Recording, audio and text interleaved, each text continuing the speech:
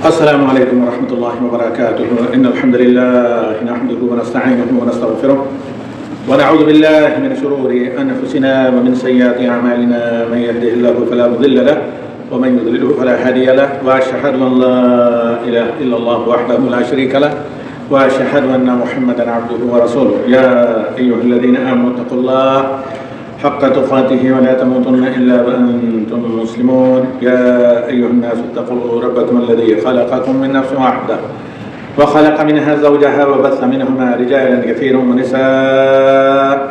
واتقوا الله الذي تساءلون به والأرحام إن الله كان عليكم رقيبا. يا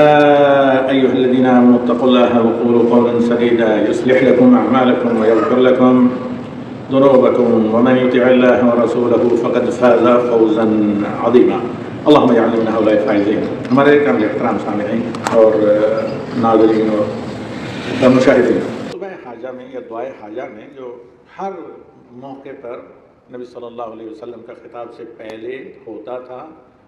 جس کو دعا کہتے ہیں خطبے کا حصہ، اس میں دوسرے نمبر پر نبی صلی اللہ علیہ وسلم پڑھتے تھے سورہ نساء کی پہلی آیت. تو آج کا خطبہ جمعہ اسی سے کیا ہوتا ہے، اس کا منبع وہی ہے، کیونکہ اس میں صلح رحمی اور حسن سلوک کی اساس، پھر اس کا کیا تعلق ہے یعنی ایک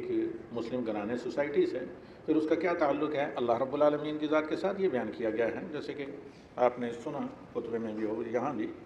کہ یا ایھا الناس اتقوا ربکم الذی خلقکم من نفس واحدہ وخلق منها زوجها وبث منہما رجالا کثیرا ونساء. یہ منہما جو آدم و حوا ہیں، یہ سب کے ماں باپ تھے. تو آج کے خطبہ جمعہ کا موضوع یہ تھا والدین یا ماں باپ کے ساتھ حسن سلوک، یا البر بالابوین، یعنی ماں باپ کے ساتھ حسن سلوک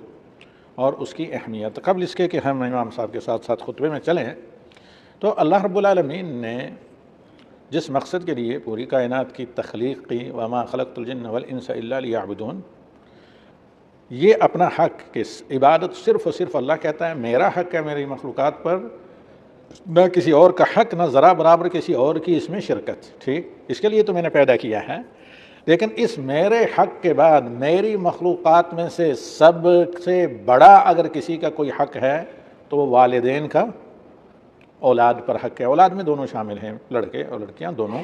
وَقَضَىٰ رَبُّكَ أَلَّا تَعْبُدُوا إِلَّا إِيَّاهُ وَبِالْوَالِدَيْنِ إِحْسَانًا. رب کا یہ فیصلہ ہے کہ عبادت تو اللہ کے علاوہ کسی کی بھی نہیں ہوگی، مخلوقات میں کسی کی بھی نہیں ہوگی، لیکن ہاں احسان کا جہاں تک تعلق ہے وہ اللہ کی مخلوقات میں سے یا ہیومن سوسائٹی میں سب سے پہلے جو مستحق ہیں والدین ہیں. تو بالخصوص جب وہ کمزوری یا بڑھاپے کی عمر میں پہنچ جائیں، والدین کبھی بھی، چاہے جوانی کی عمر کے بھی والدین ہوں، تب بھی ان کے ساتھ احسان یعنی جتنا آپ یہ سوچتے ہیں کہ انہوں نے ہمارے ساتھ کیا ہے، اس سے اپنے طور پر آپ بڑھ کر کریں، یہ ہوتا ہے احسان. کسی کو اس کا حق سے بڑھ کر آپ دیں، اپنی سمجھ کے اعتبار سے یہ احسان ہے، ورنہ حق تو لے بھی لیا جاتا ہے، اور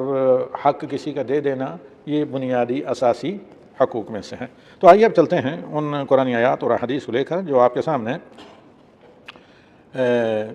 خود منبر پر پڑھی گئیں اور ان کی وضاحت کی گئی. دیکھیے قرآن کریم میں اللہ رب العالمین نے اس ٹاپک پر والدین کے ساتھ بر یا حسن سلوک، بر کا مطلب اچھائی بلائی، حسن سلوک پر جا بجا اللہ رب العالمین نے اکسایا ہے، وہ ابھارا ہے، اس کی اہمیت، اس کے دینی، دنیاوی، اجتماعی، حتیٰ کہ جس کا انسان کی صحت کے ساتھ بھی، اجتماعی معاشرتی صحت سے بڑھ کر انسان کی روحانی، نفسیاتی اور جسمانی صحت کے ساتھ بھی بہت بڑا گہرا تعلق ہے. جہاں اس کی اہمیت کو اللہ رب العالمین نے قرآن کریم میں جا بجا بیان کیا ہے، وہاں ہی اگر یہ رشتہ کھٹائی کا شکار ہو، یعنی یہ رشتہ استوار نہ ہو بلکہ اس کا شکست و ریخت کا یا ٹوٹ پھوٹ کا شکار ہو، تو اس کے ہر اعتبار سے دینی یا دنیاوی یا معاشرتی کتنے ناقابل تلافی نقصانات ہوتے ہیں. ان کو بھی اللہ تعالیٰ نے قرآن کریم میں جا بجا بیان کی. اس میں وَقَضَىٰ رَبُّكَ أَلَّا تَعْبُدُوا إِلَّا إِيَّاهُ وبالوالدین احسانا اما یبلغن عندک الکبر احدہما او کلاہما فلا تقل لہما اف ولا تنہرہما وقل لہما قولا کریما۔ اس کی میں وضاحت کر چکا ہوں اس آیت کی اب بھی اور بارہا، لیکن ایک نقطہ اس میں جو ہے جو اللہ رب العالمین کہتا ہے کہ فلا تقل لہما اف ولا تنہرہما، انہیں جھڑکے نہ اور ان کے سامنے اف تک بھی نہ کہیں۔ اور بہت سے مفسرین اور علماء حدیث یہ کہتے ہیں کہ اللہ علیم و خبیر جانتا ہے کہ سب سے ہلکی بات اف ہے، جو بسا اوقات نہ چاہتے ہوئے بھی آدمی کی زبان سے افو یا اف یہ نکل جاتا ہے۔ تو اللہ اس سے اگر کوئی اور ہلکا لفظ بھی ہوتا تو اس کو بھی اللہ تعالیٰ بیان کرتا، لیکن چونکہ اس سے ہلکا لفظ کوئی ہے نہیں، اور سب سے ہلکا یہی ہے کہ اف بھی نہ کہیں۔ کیوں؟ یہ اس بات کی واضح دلیل ہے کہ بسا اوقات بڑھاپے میں یا کمزوری کی حالت میں یا بیماری میں والدین سے ایسے مطالبے بھی سرزد یا صادر ہو سکتے ہیں اولاد کے لیے جو غیر معقول بھی ہوں، جو ان کی مطلب طاقت کیپیسٹی سے اختیارات سے باہر بھی ہوں، انہیں نہیں آپ پورا کر سکتے، ٹھیک ہے معذور ہیں، مؤدبانہ انداز سے معذرت کریں اور معاف کرنے کے لیے کہیں، لیکن ایسا کوئی بھی لفظ زبان سے ادا نہ ہو جس سے ان کو کسی قسم کی ذہنی یا نفسیاتی تکلیف پہنچے، یا جو ان کا مقام ابوت ہے پیرنٹیج اس کے منافی کسی بات کو وہ سمجھیں۔ کوئی بھی ایسا لفظ نہ کہیں، اونچی آواز میں بات نہ کریں، نگاہوں میں نگاہیں ڈال کر بات نہ کریں، اور سر طاعت نیچے کر کے رکھیں۔ اور اگر ان کا کہ اس قسم کے مطالبات بھی ہوں کہ جان نہ چاہتے ہوئے بھی اف کا لفظ نکل جاتا ہے تو وہاں بھی صبر سے کام لے۔ اللہ رب العالمین نے نماز کے حکم کے فوراً بعد والدین کے ساتھ حسن سلوک کا حکم دیا ہے، جو کہ نماز کیا ہے؟ عمود دین ہے، اور عبادات میں سب سے پہلا مقام کس کا آتا ہے؟ نماز کا، کیونکہ یہی تکمیل توحید ہے۔ ورنہ آدمی موحد ہی نہیں ہوتا اگر نماز نہ پڑھے، ورنہ لا الہ الا اللہ، نماز پڑھے بغیر لا الہ الا اللہ کہنا صرف ہوائی بات ہے۔ جب لا الہ الا اللہ کہنے کے بعد، کلمہ توحید پڑھنے کے بعد آدمی فرض نمازوں کی پابندی کرتا ہے، تو حقیقی معنی جب اس کے کلمہ پڑھنے کی یا کلمہ توحید لا الہ الا اللہ کے پریکٹیکلی طور پر یعنی عملی طور پر اپنائے جانے کا آغاز یا اس کی شروعات ہوتی ہے۔ دیکھیے سورہ نساء میں اللہ رب العالمین کا فرمان، وَاعْبُدُوا اللَّهَ وَلَا تُشْرِكُوا بِهِ شَيْئًا، اللہ کی عبادت کرو۔ عبادت مراد ہر قسم کی عبادات ہیں، اور سر فہرست ان میں فرض نمازیں آتی ہیں جو 5 وقتہ فرض نمازیں ہیں جمعہ کی نماز کے سمیت۔ تو وَلَا تُشْرِكُوا بِهِ شَيْئًا، اس میں دیکھیے دو چیزیں سامنے آتی ہیں، اللہ کے ساتھ کسی کو شریک نہ کریں۔ ایک آیت میں تو واضح ہے کہ اقیموا الصلاۃ ولا تکونوا من المشرکین، لیکن یہاں ضمناً کہ اگر آپ نے نماز چھوڑی تو آپ اللہ کے ساتھ شرک کے مرتکب ہوتے ہیں، کیونکہ آپ نفس کی پیروی میں نماز کو چھوڑتے ہیں۔ وَاعْبُدُوا اللَّهَ وَلَا تُشْرِكُوا بِهِ شَيْئًا، اس کے فوراً بعد جو سب سے پہلا اللہ کا حق ہے بندوں پر، اس کے بعد اللہ جو اپنے بندوں پر فرض کرتے ہیں وہ ہے کہ وَبِالْوَالِدَيْنِ احسانا، والدین کے ساتھ حسن سلوک کریں۔ اسی طرح وَقَضَىٰ رَبُّكَ أَلَّا تَعْبُدُوا آخر تک۔ پھر اللہ رب العالمین فرماتا ہے کہ وَخْفِضْ لَهُمَا جَنَاحَ الذُّلِّ مِنَ الرَّحْمَةِ، یہ موجودہ دور میں بہت شاید کم ہوتا ہے، کیونکہ تعلیم اس طرح کے اداروں میں ہوتی ہے جہاں یہ آداب غالباً سکھائے نہیں جاتے، یہ انسانیت سکھائی نہیں جاتی۔ تو یہاں پر اللہ رب العالمین کہتا ہے کہ وَخْفِضْ لَهُمَا جَنَاحَ الذُّلِّ مِنَ الرَّحْمَةِ،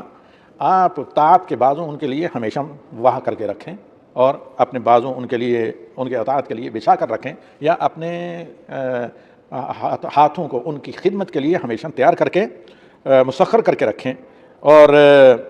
وَقُلْ رَبِّ ارْحَمْهُمَا كَمَا رَبَّيَانِي صَغِيرًا، اور ہمیشہ ان کے لیے رحمت کی دعا کریں کہ اے بار الہ، انہوں نے جس طرح مجھ پر بچپن میں میری چھوٹی عمر میں رحم کیا ہے، مجھے شفقت سے، رحمت سے، مہربانی سے میری پرورش کر کے یہاں ہمیں پہنچایا ہے، اے اللہ تو اسی طرح ان پر رحم کر۔ یہ اولاد کی ان کے لیے دعا ہوتی ہے۔ اس سلسلے میں ایک واقعہ آپ نے سنا خطبے میں کہ ایک شخص کعبہ کا طواف کر رہا تھا، اس کا سامنا اپنی ماں کو کندھے پر اٹھا کر طواف کرا رہا تھا، بوڑھی ماں کو۔ ایک سامنا امیر المومنین حضرت عمر کا ہوا ان سے، جب خلافت فاروقی کا دور تھا یہ، تو کہا کہ یا امیر المومنین، یہ میری ماں ہیں جنہیں وضو کرانے سے لے کر ہر کام میں اپنے ہاتھ سے کرتا ہوں، اور اس وقت اس طریقے سے اٹھا کر کندھے پر میں طواف کرا رہا ہوں، کیا میں نے حق ادا کیا اپنی ماں کا؟ کہا ولادت کے وقت کی ایک جو آہ ہے اتنا بھی نہیں۔ تو کہا یہ کیسے؟ کہا یہ اس طرح کہ یہ سارے کام تم کرتے ہو اور یہ چاہتے ہو کہ کب ان سے آزادی ملے گی۔ یہ انسانی فطرت ہے، انہیں کا مسئلہ نہیں، ہر انسان، اللہ بچائے اس طرح کی آزمائش سے۔ لیکن یہ ماں باپ نے چھوٹی عمر میں اسی ماں نے تمہارا سارا یہ کچھ صاف صفائی کی ہے، تمہارا خیال رکھا ہے، لیکن تمہاری زندگی، تمہاری درازی عمر کی دعائیں کرتے اور امیدیں لی ہو خوشی خوشی سے۔ ایک کام ہے کہ بصد خوشی اور بہت ہی ایک تمہارے لیے تمنا اور دعاؤں کے ساتھ کیا گیا ہے، ایک یہ کام ہے کہ جو آدمی کرتا ہے لیکن اس میں شک نہیں کہ اس میں کافی وہ تھکاوٹ اور مشقت محسوس کرتا ہے، اور دعا یہ کرتا ہے کہ کبھی اس آزمائش سے نجات مل جائے۔ اور اسی طرح کئی ایک واقعات ہیں جو اللہ کے نبی صلی اللہ علیہ وسلم کے سامنے بعض اصحاب رسول صلی اللہ علیہ وسلم نے اپنے والدین کے بارے میں بیان کیا، اور اللہ کے نبی صلی اللہ علیہ وسلم نے والدین کے حقوق کی وضاحت کی۔ تو سب سے اور اس آیت میں جو اللہ رب العالمین نے کہا ہے کہ وَقُلْ رَبِّ ارْحَمْهُمَا كَمَا رَبَّيَانِي صَغِيرًا، تو اس پر ایک سے زیادہ 2 حدیثیں اس تعلق سے بیان کی گئی، جس میں اللہ کے نبی صلی اللہ علیہ وسلم سے جب یہ سوال کیا گیا کہ والدین کے وفات کے بعد کیا حقوق ہوتے ہیں، تو اس پر اللہ کے نبی صلی اللہ علیہ وسلم نے کیا فرمایا؟ الصلاۃ علیہما، صلاۃ کا مطلب ان کے لیے اللہ کی رحمت کی دعائیں، وفات ہو جائے تو ان کے لیے دعا کریں، یہ اولاد پر فرض ہے۔ پھر والدین کا کیا حق ہے؟ دوسرا انفاذ و وصیتہما، انہوں نے کوئی وصیت کی ہے بشرطے کہ وہ شریعت کے دائرے کے اندر ہوتی ہے۔ روزمرہ ہمیں سوال ایسے وصیتوں کے آتے ہیں جو شرع سے شریعت کے مخالف ہوتی ہیں۔ جیسے کل برِ صغیر کے ایک بڑے شہر سے سوال تھا کسی بڑی پراپرٹی یا دولت مند خاندان کا، اس میں یہ ہے کہ ان میں سے والدین کی وفات کے بعد جو بڑی بہن ہیں جوان بچوں وغیرہ کی ماں، وہ کہتی ہیں نہیں فلاں 1 کروڑ کا جو مکان یا پلاٹ ہے اس کو تو اماں جی میرے نام وصیت کر کے گئی تھی، لہٰذا وہ تو میں نے لے ہی لینا ہے۔ تو میرے پاس یہ مسئلہ آیا ہے، تو میں نے کہا حرام ہے اس وصیت کو نافذ کرنا، کہ میں نہیں کہہ رہا، بلکہ مکہ میں ایک دفعہ درس کے دوران شیخ عثیمین نے کہا تھا حرام ہے اس کو نافذ کرنا، کیونکہ یہ نبی صلی اللہ علیہ وسلم کی تعلیمات اور قرآنی تعلیمات کے خلاف ہے۔ کیونکہ نبی صلی اللہ علیہ وسلم نے کہا کہ الاسلام آتا کل ذی حق حقہ، یہ والدین کے ساتھ آپ یہ نیکی نہیں ہے کہ والدین نے کوئی ناجائز وصیت کی ہوئی ہو یا کوئی ناجائز ان کا مطالبہ ہو یا کوئی ناجائز کام حرام کام کرنے کے لیے کہا کہ گیہوں چڑھاتے ہیں کہ نہیں یہ تو وصیت ہے اس پر عمل کرنا ہے۔ وصیت نافذ کرنا فرض ہے، لیکن وہی جو اللہ اور اللہ کے رسول کی اطاعت کے دائرے میں آتی ہو۔ تو کہا کہ پھر کیا،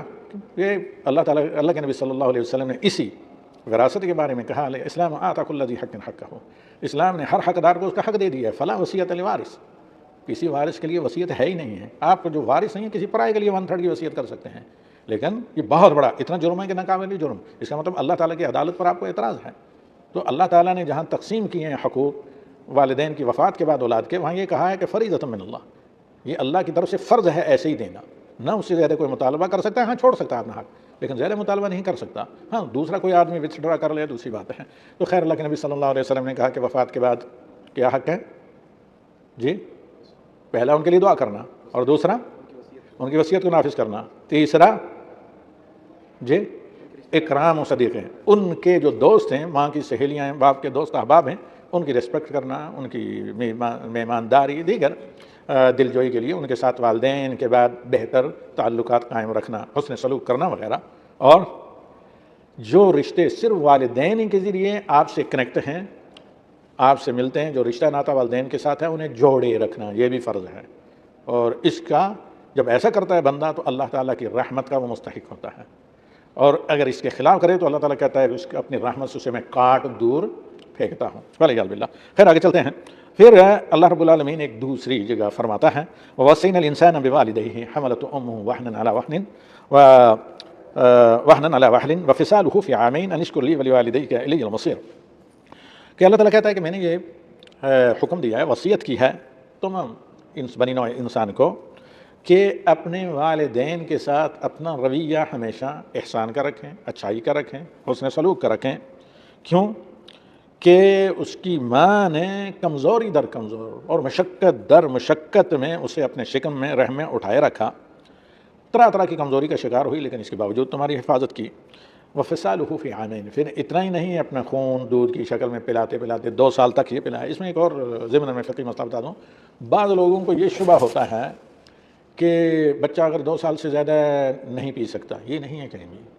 اگر ماں پلا رہی ہے دودھ ہے بچہ پی رہا ہے کوئی مسئلہ نہیں۔ اس کے بعد ایک تو رضاعت کا حکم ثابت نہیں ہوتا، لیکن 2 سال تک پلانا ماں پر فرض ہے۔ صحیح بخاری کی روایت ہے جس میں اللہ کے نبی صلی اللہ علیہ وسلم نے کہا کہ واقعہ معراج میں نے کچھ عورتوں کو دیکھا جن کے سینوں سے سام لپٹے ہوئے ہیں، تو میں نے پوچھا جبریل سے یہ کیا ہے؟ کہا جو اپنے بچوں کو دودھ سے محروم رکھتی تھی۔ یہ اس صورت میں جب بچہ وہ محتاج ہو، خیر یہ 2 سال تک اگر کوئی عذر معقول نہیں دودھ ہے تو ماں پر فرض ہے کہ اولاد کو پلائے۔ وہ کسی صرف خود کو سمارٹ وغیرہ رکھنے کے لیے بچوں کو اپنے دودھ سے محروم نہیں کر سکتی، فعلیہ باللہ یہ گناہ ہے کبیرہ ہے۔ باقی اس کی تفاصیل یوٹیوب پر ہمارا ایک لیکچر درس حدیث کے تفسیر کے بعد کا 2-3 مہینے کا، اس کو جا کر دیکھا جا سکتا ہے۔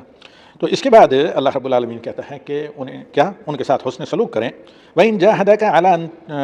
تُشْرِكَ بِي مَا لَيْسَ لَكَ بِهِ عِلْمٌ وَإِن جَاهَدَاكَ الا تشرک بی الا ان تشرک بی، اگر وہ تم پر پریشر ڈالیں اور فورس کریں کہ میرے ساتھ تم شریک ٹھہراؤ کسی کو، جی، تو یہ بات نہ معذرت کریں، یہ نہ آپ کریں، باقی ان کی اطاعت کریں۔ حضرت ابو ہریرہ رضی اللہ تعالیٰ عنہ جب اسلام لے آئے تو ان کی ماں خوب مارتی تھی، جب خوب مار کر تھک جاتی تھی تو ان کو تسلی دیتے، کہتے اچھا اپنی ذرا تھکاوٹ دور کر لیں، اس کے بعد اپنا غصہ اتار لیں۔ تو خیر اللہ نے بعد میں ان کو ہدایت دی، بلکہ بر صغیر کا مشہور واقعہ ہے، عبید اللہ بوٹا سنگھ جن کا نام تھا، تو وہ اپنا واقعہ بیان کرتے ہیں کہ ماں نے کسی کام کے لیے بھیجا، جو اس وقت 13-14 سال کے تھے لیکن اچھے اسٹرانگ قسم کے مسلم نوجوان، تو کہتے ہیں کہ نماز اتنے میں کھڑی ہوگی، کہیں اقامت ہوگی تو میں مسجد میں داخل ہو گیا نماز پڑھنے، واپس گیا تو ظاہر بات ہے سکھ ماں تھی، کہا او بوٹیا کتھے مر گیا سن، یا اس طرح کے ہو سکتا ہے مجھے یہ لفظ بہت چھوٹی عمر میں پڑھا ہے یاد گیا، کہا کہاں مر گیا تھا، نام لے کر کہا، تو اس نے پنجابی میں کہا، بوٹا سنگھ کہتے ہیں میں نے کہا ایک نماز کھڑی تھی تو میں پڑھنے لگ گیا، کہا خوب مارا، اور جب تھک گئی تو میں نے ہاتھوں کو دبایا یا پانی پلایا، کہا پانی پی لیں پھر اس کے بعد ماریں دوبارہ۔ تو الغرض کچھ بھی ہو، ماں زیادہ ہے اپنا غصہ اتارنے کے لیے مارے گی، ایسی مار تو نہیں مارے گی جسے ہڈی پسلی ٹوٹ جائیں ولیعاذ باللہ۔ تو یہاں پر اللہ رب العالمین کہتا ہے کہ یہ جو آیت ہے ان کا مفہوم یہ ہے کہ وہ کس طرح کے ماں باپ بھی کیوں نہ ہوں، گناہ گار، خطا کار اور بےایمان، وہ کافر، کس طرح کے ماں باپ بھی کیوں نہ ہوں، دنیاوی اعتبار سے آپ ان کے ساتھ حسن سلوک کریں، لیکن اگر آپ وہ فورس کرتے ہیں، وَإِن جَاهَدَاكَ عَلَىٰ أَن تُشْرِكَ بِي، جہاں آپ پر بالکل فورس ڈالتے ہیں کہ تم میرے ساتھ کسی اور کو شرک مَا لَيْسَ لَكَ بِهِ الْعِلْم، حتیٰ کہ بظاہر تمہاری شرک تمہیں یہ نام ہی لگے لیکن تمہیں اس کا علم نہیں ہے، اس بات کا امکان ہے کہ وہ شرک ہو،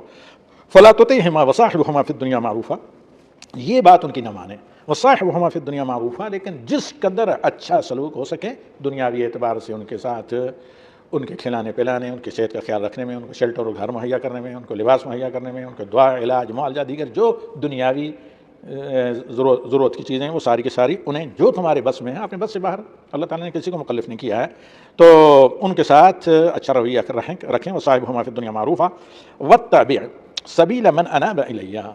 اور وہ راستہ اختیار کریں جو ہمیشہ اللہ تعالیٰ کے نیک لوگوں، ولی لوگوں اور اللہ تعالیٰ کی دربار میں تائب ہونے والے مخلصین نیکوکار لوگوں کا رہا ہے،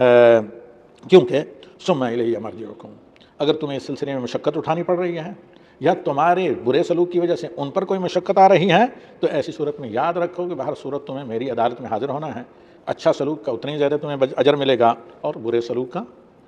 عذاب اور عقاب بھی اسی قدر ملے گا، اگر تمہیں اس بات کا علم ہے کہ اللہ کس ذات کا نام ہے، تمہارا رب کون ہے، بما کنتم،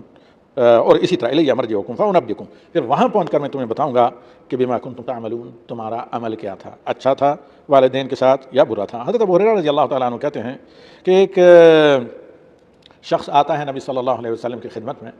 اور آ کر کہتا ہے کہ یا رسول اللہ من احق بحسن صحابتی، مراد صحبتی، میرے حسن سلوک کا سب سے زیادہ حقدار کون ہے؟ قال امک، ثم قال من؟ قال امک، ثم قال من؟ قال امک، ثم قال من؟ قال امک۔ کئی دفعہ اللہ کے نبی صلی اللہ علیہ وسلم نے اسے کہا تمہاری ماں، تمہاری ماں، تو پھر چوتھی دفعہ کہا ابو، کہ متفق علیہ، صحیح بخاری اور مسلم کی روایت ہے۔ اسی حدیث کو پیش نظر رکھ کر علماء اسلام، فقہاء اسلام یہ کہتے ہیں کہ چوتھا حصہ باپ کا حق اولاد پر ہوتا ہے حسن سلوک میں، وراثت میں نہیں، کہیں اس کو لے لیں، حسن سلوک میں چوتھا حصہ باپ کا، 3 حصے ماں کا، اگر دونوں دینی اعتبار سے ایک ہی لیول پر ہوں تو کہیں کوئی مسئلہ پیش آ جائے تو اولاد کو ماں کا ساتھ دینا چاہیے، ہمیشہ حق کا ساتھ دینا چاہیے، لیکن جب مسئلہ برابر کا ہو تو ایسی صورت میں کمزور طرف کا ساتھ، سافٹ جو ٹارگٹ ہے اس کا ساتھ دینا چاہیے جو کہ ماں ہے۔ اور عبداللہ بن مسعود رضی اللہ تعالیٰ عنہ کہتے ہیں ایک حدیث میں، قال سألت النبی صلی اللہ علیہ وسلم ای الاعمال احب الی اللہ، میں نے نبی صلی اللہ علیہ وسلم سے دریافت کیا کہ عملوں میں سے کون سا عمل اللہ تعالیٰ کو زیادہ محبوب ہے؟ قال الصلاۃ لوقتها۔ اس طرح کے کئی سوال صحابہ نے کیے ہیں، ہر موقع پر نبی صلی اللہ علیہ وسلم نے ٹائم اور شخص کو، لوگوں کو جو سامنے تھے ان کو مد نظر رکھتے ہوئے، یعنی موقع محل کو، مناسبت اور نزاکت کو دیکھتے ہوئے جواب دیا ہے۔ کسی جگہ کہا سرور تدخل علی قلب مسلم، کسی کو کہا اللہ تغضب، غصہ نہ کر، کسی کو کہا اللہ کے ساتھ شرک نہ کریں وغیرہ۔ اس موقع پر اللہ کے نبی صلی اللہ علیہ وسلم سے جب ابن مسعود جیسے جو صحابہ میں، علماء صحابہ میں جن کا، فقہاء صحابہ میں پہلا نمبر آتا ہے، پھر آتا ہے ان کے بعد ابن مسعود کا، پھر عبداللہ بن عمر کا، پھر عبداللہ بن عامر کا، پھر عبداللہ بن عباس، تو اب یہاں پر اللہ کے نبی صلی اللہ علیہ وسلم سے ابن مسعود سوال کرتے ہیں کہ ای الاعمال احب الی اللہ؟ قال الصلاۃ لوقتها، نماز کو صحیح وقت پر ادا کرنا۔ پھر اس کے بعد قلت ثم ای، اس کے بعد کون سا محبوب عمل اللہ کو؟ قال بر الوالدین، والدین کے ساتھ حسن سلوک کرنا۔ قلت ثم أي قال الجهاد في سبيل الله، یہ متفق علیہ، بخاری مسلم کی روایت ہے، اللہ کے راستے میں جہاد کرنا۔ ابو ہریرہ رضی اللہ تعالیٰ عنہ ایک حدیث میں کہتے ہیں کہ اللہ کے نبی صلی اللہ علیہ وسلم نے فرمایا رغم انفہ، ستیہ ناس، خاک آلود ہو، خاک آلود ہو، خاک آلود ہو گیا وہ۔ تو حضرت ابو ہریرہ کہتے ہیں کہ یا رسول اللہ کون، آخر اس سے مراد کون ہے، کس کی ستیہ ناس یا کس کا ناک خاک آلود ہوئی؟ تو قال من ادرک والدیہ عند الخبر احدہما او کلاہما ثم لم يدخل الجنہ، کہ بڑھاپے میں کسی کے والدین پہنچے اور وہ والدین بڑھاپے تک زندہ ہیں، اور اس عمر میں جو شخص والدین کو پالے، اس کے باوجود چونکہ بہت آسان ہے جنت لینا، والدین کی دعا لے کر اپنے لیے جنت کو ریزرو نہ کر سکے تو اس کی سطح خاک آلود، یعنی ایک اتنا آسان راستہ تھا کہ تھوڑا صبر برداشت سے کام لے کر والدین کے ساتھ اس نے سلوک کرتا اسے جنت ملتی، لیکن ایسا نہ کر کے اس اپرچونیٹی کو، اس چانس کو وہ مس کر دیتا ہے، جس کی وجہ سے جنت اس کے ہاتھ سے بہت قریب ہونے کے باوجود بھی اس کے ہاتھ نہیں ہوتی۔ اس کے بعد یہ صحیح مسلم کی روایت ہے، اسی طرح اللہ کے نبی صلی اللہ علیہ وسلم نے فرمایا رضا الرب رضا الوالد وسخط الرب فی سخط الوالد، رواه ترمذی، اور حسن قرار دیا اس کو بعض اہل علم میں، جس میں امام البانی رحمہ اللہ ہے، کہ اللہ کی رضامندی، والد مراد تغلیباً یہاں کہا گیا، مراد ہے والدین دونوں، اللہ کی رضامندی، والد کی رضامندی یعنی والدین کی رضامندی میں، اور اللہ کی ناراضگی والدین کی ناراضگی میں۔ آخر میں ایک اللہ تعالیٰ کے فرمان پر ختم کرتا ہوں آج کے اس خطبے کو، کہ اللہ رب العالمین کہتا ہے کہ انشکر لی ولوالدیک الی المصیر، خبردار خبردار میرے شکر گزار بنو۔ اللہ کی شکر گزاری کیا ہے؟ اللہ کی توحید اور اس ضابطے پر رہ کر اللہ کے فرائض کو انجام دینا اور اللہ کے حرام کردہ کاموں سے بچنا، اور اپنے والدین کا شکر کرو کہ والدین کا مقام مرتبہ پہچانو، ان کے ساتھ اس نے سلوک کرو۔ ایسا نہیں کرو گے تو ان دونوں کی سزا، یعنی اللہ کی نافرمانی کے بعد اگر سب سے بڑی کسی چیز کی سزا ہے تو والدین کی نافرمانی ہے، الی المصیر، خبردار تمہیں میرے پاس آنا ہے۔ اسی بارے میں اتفاق کرتے ہیں کہ اللہ رب العالمین سے دعا ہے کہ جو والدین وفات پا چکے ہیں اللہ تعالیٰ ان کی مغفرت فرمائے اور جنت الفردوس میں اعلیٰ مقام ادا کرے، ان کی سیئات کو حسنات میں بدلے، جو باحیات ہیں انہیں ایمان جان، مال و عیال کی، جسم و جان کی عافیت اور صحت والی لمبی زندگی عطا کرے، پھر خاتمہ بالخیر اس طرح کرے کہ وہ اپنی اولاد کے لیے، اپنی ذریت کے لیے دعائیں کرتے ہوئے دنیا سے رخصت ہوں۔ هذا وصلی اللہ وسلم علی النبی فالحمد للہ الذی بنعمتہ تتم الصالحات۔